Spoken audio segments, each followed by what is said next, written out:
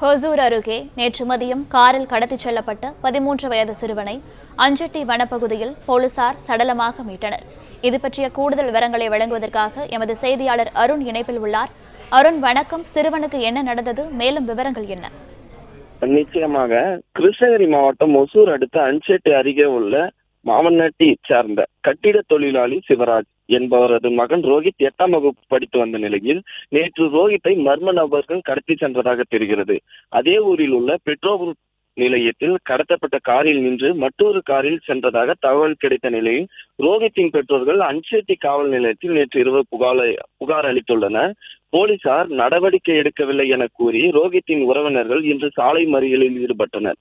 பொதுமக்கள் அளித்த தகவலின் பேரில் சிறுவனின் ஊரான மாதேவன் மற்றும் மூசேநத்தம் கிராமத்தைச் சேர்ந்த இளைஞர்கள் ஆகிய இருவரை போலீசார் விசாரித்ததில் ஒகேனக்கல் சாலை அஞ்சட்டி அடர் வனப்பகுதியில் சிறுவனை கொலை செய்யப்பட்டிருப்பதாகவும் கூறப்படுகிறது.